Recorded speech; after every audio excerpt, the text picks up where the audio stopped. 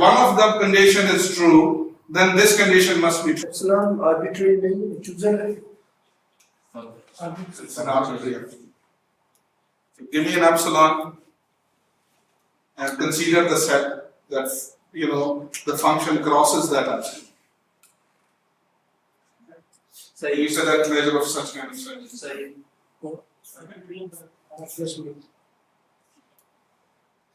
Now I can use this to show that not only measure of those points for which the f of x is bigger than epsilon, I can put even 0 here actually. So the same would be true for the 0 as well. And I can use the epsilons for this. So in particular, since this is true for all epsilons, in particular, if I choose epsilon to be 1 by n, the conclusion will be true. Okay? And then I can show that the set for which the f of x is positive, okay, is equal to, okay, the union from I equal to 1 to infinity of the points for which the f of x is bigger than 1 over n. I can write it. Okay. So if this is positive, so in other words, I can show it actually. You can pick a point and show that. It's pretty intuitive. Okay. It's pretty intuitive. So in other words, if f of x is a fixed positive number, I can always find a natural number for which this is true. Okay. And if this is true, obviously any element which is here, that would be here as well. Sure. And now if I compute the measure of this set, and it's same as the measure of this guy. Okay? Then this would be less than or equal to sum I equal to 1 to infinity of measures of the set x such that f of x is bigger than 1 over n. I J 1 over n. Part of theta 1 over I. Okay? Yes. I should use an I here as well. Then this must be same as, because I have already proven that this is the measure of such kind of sets is 0. So what does this show? That the measure of the points where the function is positive is 0. Okay? And I can run a precisely analog argument and show that the measure of the points for which the function is negative is also 0. Okay? And we have no choice for a function to be. So in other words, so the only possibility that we're going to have is this f is almost everywhere 0. So the point where it is non-zero, either positive or negative, has a value 0. Okay? What does this mean? It means if f is non-zero, then its measure is 0. Good. So the collection of the points for which the function is a non-zero is a measure 0. So we showed that the collection of points for which the function is positive 0, and I can also show something similar about negatives. So if for the positives and negatives it's true, then for their union would be also true, and hence you have this.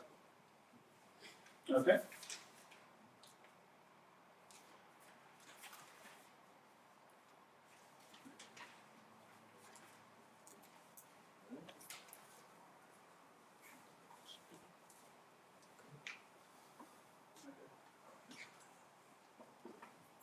So, but we haven't shown that the points for which function is 0, its measure is non-zero.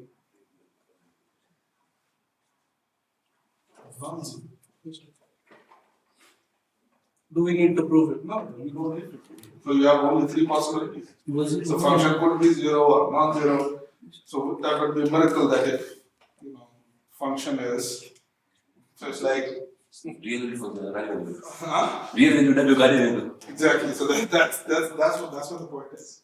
That's what the point is, that you can't have an otherwise conclusion. So it's a good point, though it would be a really tiny point to prove that okay, what's a guarantee that the function of the points where the function is 0 does not also have a measure 0. Maybe it has. Okay. But I know that I can break down x into 3 parts. Okay. And the measure of x, so it's like so x into 3 parts. Okay. So one part for the points for the function is 0. Of x, all x is Exactly. positive. And the points for which the function is 0. If all these 3 points, these 3 sets has measure 0, that means that the measure of whole set x is 0. So that would contradict the abstractness of this basically. Okay. Abstractness of the sigma-algebra. So now you are talking about something trivial. Yes, sir. Okay. So this font here, as no one has a row, it is very interesting.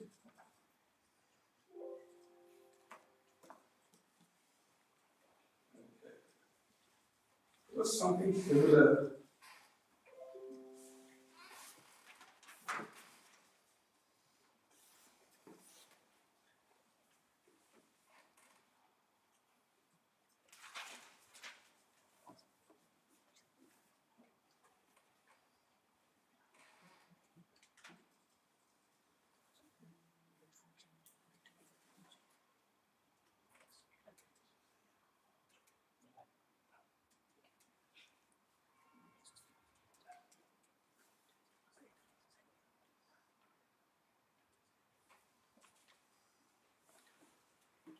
So one of the corollary of this result would be about Riemann integrals. Not proving it, just mentioning it. What would be the corollary? So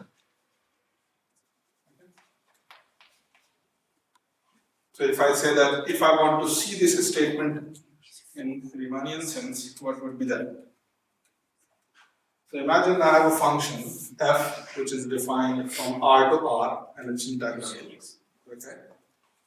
And its integral is 0 over a non-zero interval. Non-zero integral measure f and integral a to x and y is 0 for all x.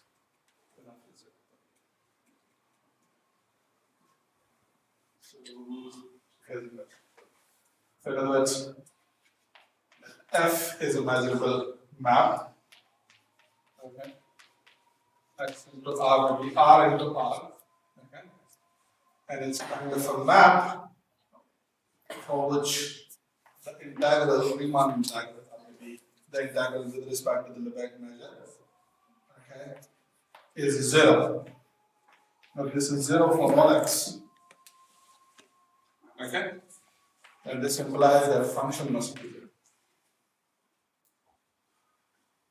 Okay. So fx is only.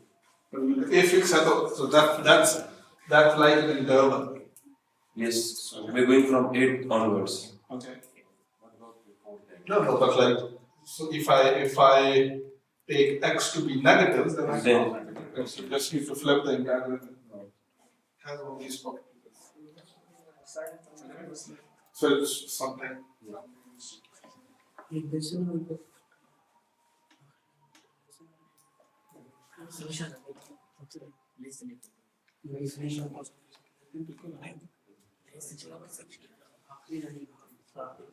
Just then,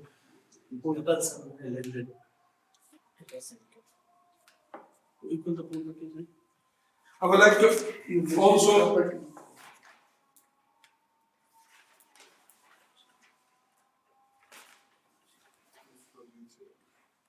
it's around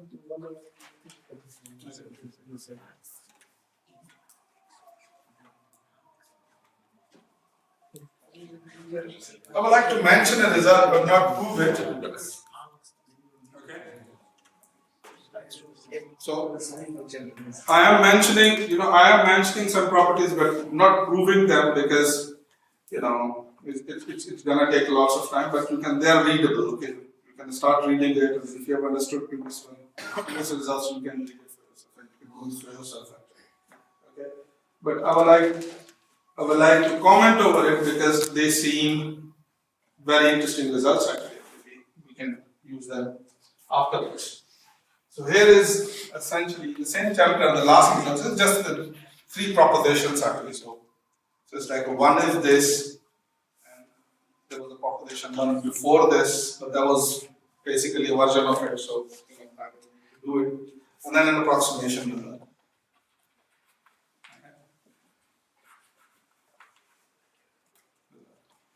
And what does this approximation result is telling us that previously we saw that if we have a Borel set, I can find an open set and closed sets which are close enough to that Borel sets, and that would be closed as much as we want actually. Okay. Now I want to prove a result which is not about sets but about functions actually. So in other words, if I have a Borel measurable function, in other words, a function which is measurable with respect to the Borel sigma-algebra, okay, then I can always find a continuous function that would be close enough to basically your Borel measurable function actually. So in other words, I can always approximate. Okay. So what does that would also show that the space of the continuous function is dense in the collection of the Borel measurable sets. Okay, like if we have some appropriate topologies, okay, but roughly that would be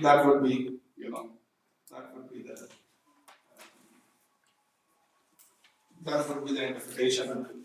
So the theorem says so these are those results which are not pivotal but they are useful actually at many places. So suppose F is Borel measurable.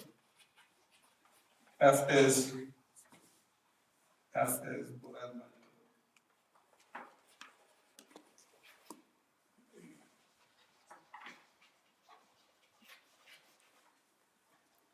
Okay, F is Borel measurable. Then for epsilon positive, I can find a continuous function.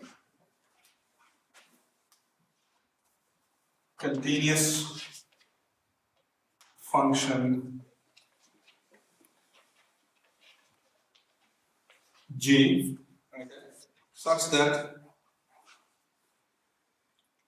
at least on the compact sets this is true,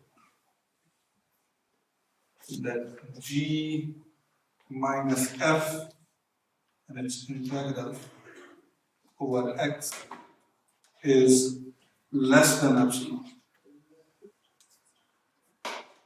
Less than epsilon. No, less than epsilon.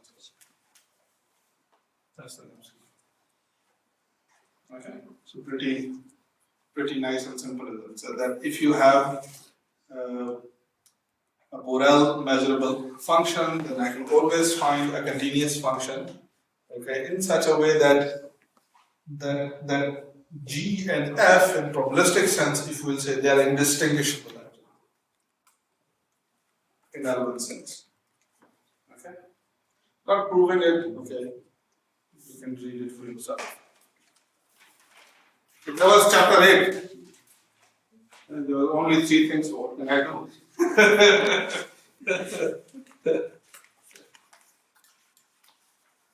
So, where I want to head next. So, after 8th chapter, I'm going to return back to the boss, but I want to get to the chapter 2 of this probability for finance book. Okay. Why I want to do it? Because chapter 2, because just think about it. So now what we have done so far. So if I what do you call, combine everything that we have done. Okay. So we define measure spaces, abstract sense. We defined, saw that how to construct measures basically. we defined what are measurable functions. We defined that, okay, how to define the integrals of measurable functions. We studied the basic properties of the integrals of measurable functions, and we saw that, we can extend them from, Riemannian sigma-algebra. From Riemannian sense, so many of the properties which are true in Riemannian sense are also true here. Okay, so this is what that we have. Now, when we do the probability theory in classical sense, calculus-based sense, we know that the most of the things there are the theorems and the results that we have proved, in probability theory. They depend on the integrals, which are Riemannian actually. So the question: can we reformulate that whole theory, but by using, Lebesgue measure actually? Okay. By using Lebesgue measure. The answer is yes. Okay. So it's going to have all those properties that you have seen previously almost in what? Classical sense. In classical sense. Okay. There are differences, but most of the properties are there. So if it is extending the classical notion. So in other words, previously we were only able to, compute the probabilities of very particular kind of events actually. Either they should be discrete or they should be continuous in a particular way. Okay. But now we can, even compute the probabilities of lots of crazy sets. Discrete events. Discretaneous, or maybe, like things like Cantor sets, maybe, some of the very crazy sets actually. Okay. Before heading to that result, I roughly, so it's like I would like to give you a result, okay, which is a major result in chapter 9 of BAS. I'm not proving it, I'm just mentioning it. Okay, because these are such results, okay, which are going to take time, basically, right? But essentially, they are not of the scope of measure theoretic probability. So I want to stick myself to the measure theoretic probability. Okay, so I want to do the essentials of measure theory and then move to the probability theory. Okay, so this is my objective. Because if I'll do everything in measure theory, that will be a huge deviation from the course actually. Okay. You can ask one interesting question actually. You can ask,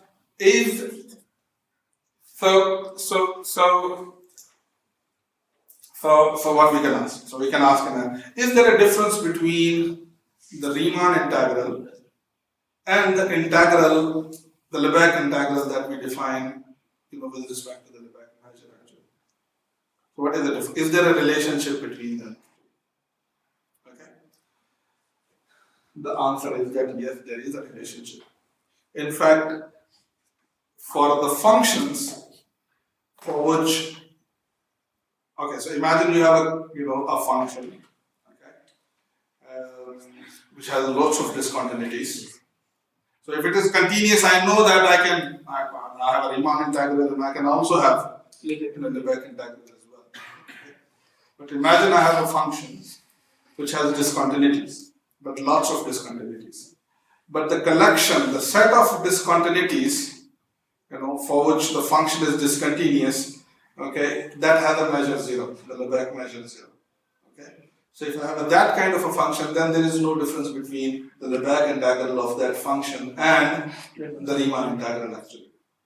Okay. So I'd like to roughly write that it's a very interesting result, kind of give you the connection actually. Okay. So imagine I have a function from R to R. Okay. With an A, B set of discontinuities actually. So in other words, A, B, a subset of R, okay, for which the function is discontinuous. Discontinuity. Okay. Let F be obviously measurable. We are talking about measurable things. Okay. and A be the set of discontinuities of F, such that that if you compute the Lebesgue measure of the set A, okay, it's 0. Okay. Then the integral, Lebesgue integral of such kind of a function with respect to the Lebesgue measure M, okay, over any set you want, okay, subset of not A but okay, be roughly what do you call it? Some subset, let's call it C, okay, is same as the integral of C f with respect to dx of f of x dx. There is no difference between, the Riemann integral and the Lebesgue integral. Obviously, C should be a kind of a set for which the Riemann integral is defined actually. Obviously, it can't be something crazy. It can't be a Cantor set. I know that for Cantor set, this guy is not even defined. Are you getting the point? Yes, is it necessary such a set to be measurable? What do you mean by that? A different, we are saying measure 0 means it's measurable, it's a sigma-algebra. So is it necessary? So what is the conclusion of this? So imagine if I give you that integrate 1 over x with respect to Lebesgue measure for B from -1 to 1. Okay? With respect to Lebesgue measure. Alright?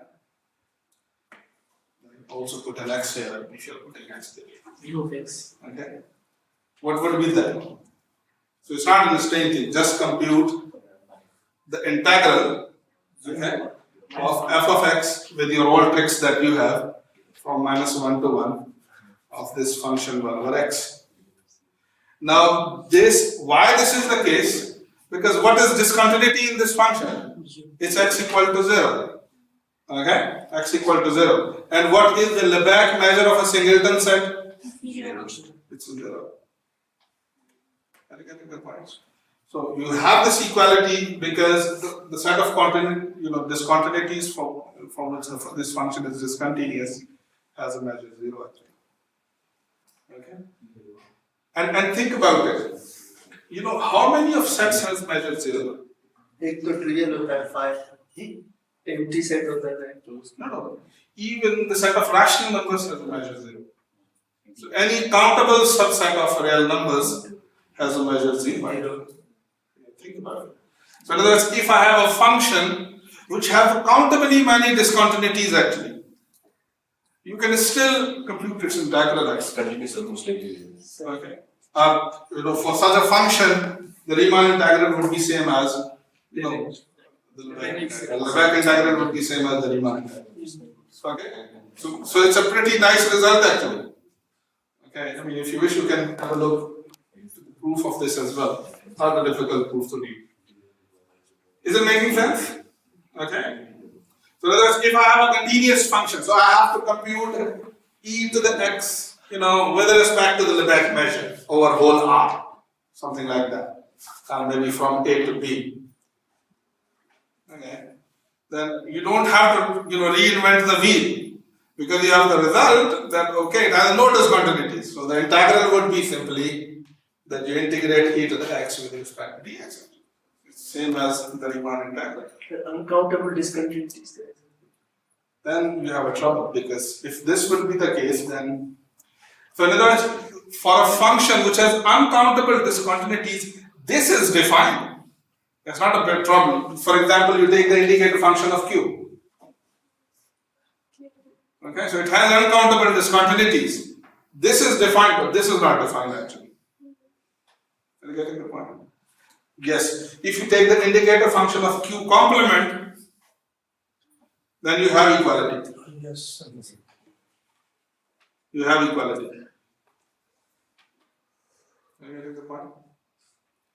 Anyway, so it's a very powerful result that is there. Okay, for most of our cases, if you want to compute Lebesgue integral, so in probability we will need this Lebesgue integral, computation of Lebesgue integral,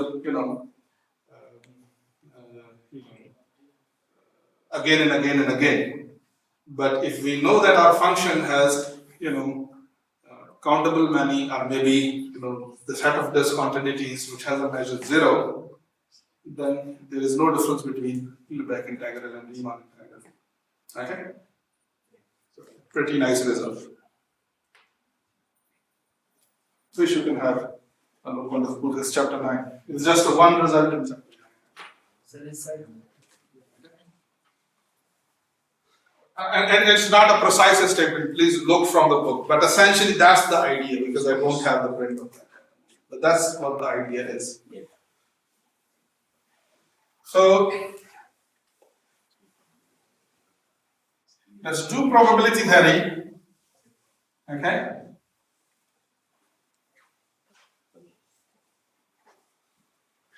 Some basic probability theory. And even you can generalize it. Now I don't need to almost generalize it. I mean, if you know Lebesgue measure, then you have to just essentially, replace the Riemann integrals by Lebesgue integrals, and that's it. That's what you have to do.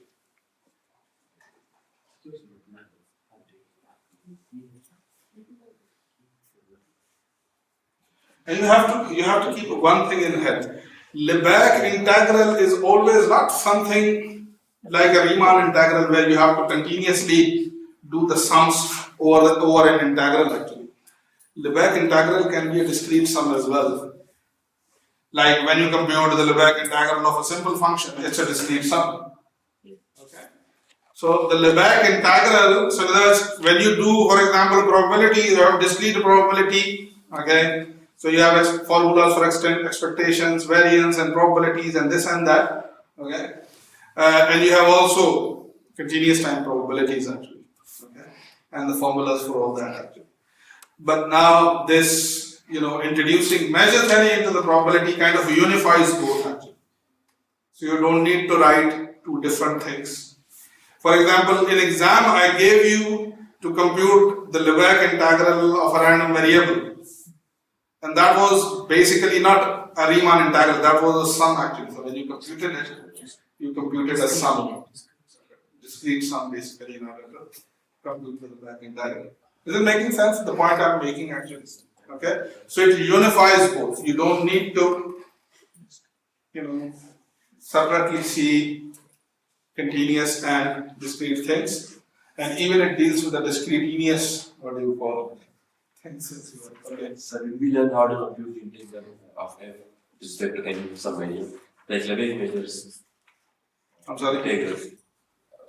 We learn to integrate the f with respect to m. If we learn it, and I'm not getting that. How to compute this 1 over x dm of it. This one? Yes, sir. But this result is telling you just compute this. But if you want to do it through definition, then you have to do what? Then you have to try to find, I know that if I have to integrate f, okay, with respect to the mu, okay, like it's positive and negative now, then you have to try to find a sequence of simple functions that approximates your given function. Okay? And the integral of, and from there you can deduce what you call the integral of the function. So there is no direct way.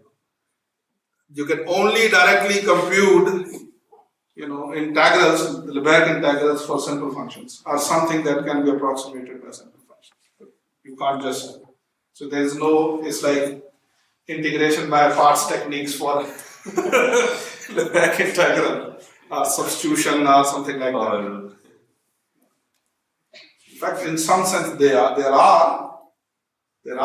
a few things that you can have an analog.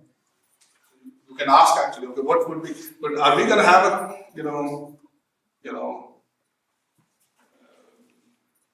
what would be the version? It would be a good question to ask actually. What would be the version of integration by parts here actually? There are results actually. You can let's not get into that. Alright, so probability distribution and random variables. Okay.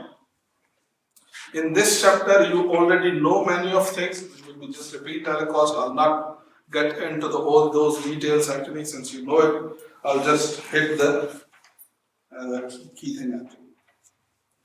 So let me begin by defining the law or the probability distribution.